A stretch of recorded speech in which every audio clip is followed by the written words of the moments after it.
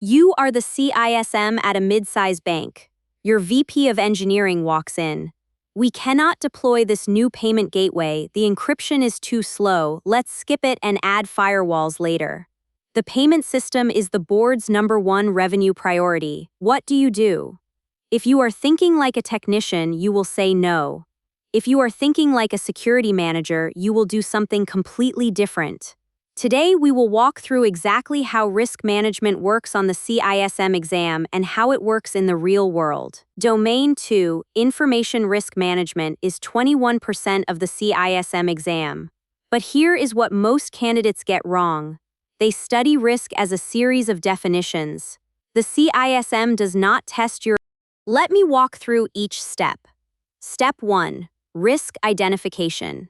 This is where you figure out what could go wrong. Not every threat needs its own row in a spreadsheet. The key is to identify risks that matter to the business. Think, what would hurt revenue, reputation, or compliance? A hospital caring about patient data breaches. A retailer caring about payment fraud.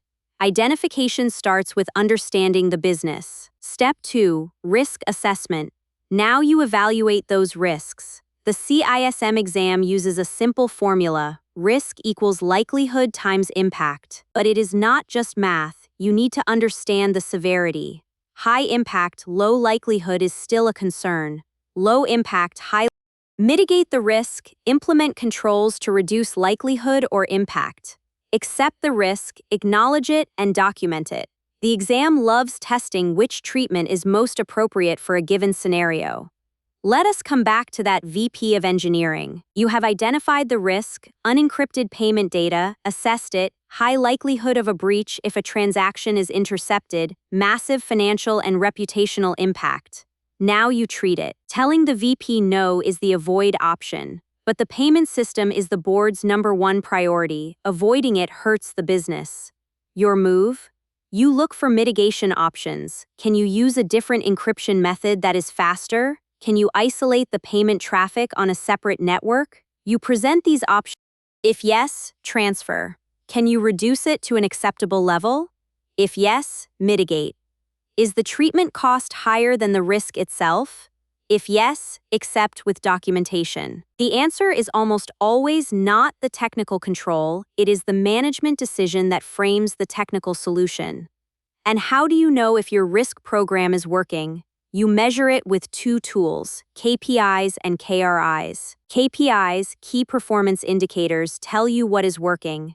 KRIs, key risk indicators, tell you what is breaking. A KPI might be 95% of patching completed within 30 days. A KRI might be number of open critical vulnerabilities exceeding the agreed threshold. You report KPI. The cloud provider offers built-in encryption and access controls, but the migration will delay product launch by 3 months.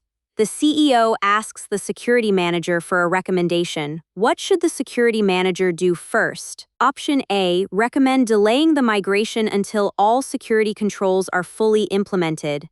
Option B, recommend proceeding with the migration using the cloud provider's built-in controls and documenting the residual risk. Option C, recommend purchasing cyber insurance to transfer the risk of a data breach. Option D, recommend canceling the cloud migration and investing in on-premises infrastructure instead. The correct answer is B. The question asks what the security manager should do first. This is a risk treatment. Option C is transfer.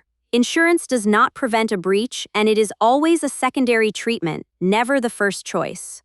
Option D is also avoidance. Canceling the entire migration is extreme when built-in controls exist. Option B is the right answer. Mitigate with the available controls and document the residual risk for management acceptance.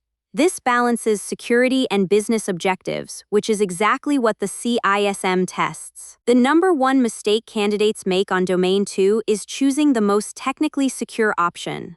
On the CISM, the most technically secure option is almost never the correct answer. The exam rewards the candidate who balances risk and business objectives. If a treatment costs more than the risk itself, your job is to assess, advise, and document. And remember, the most secure option is not always the right answer.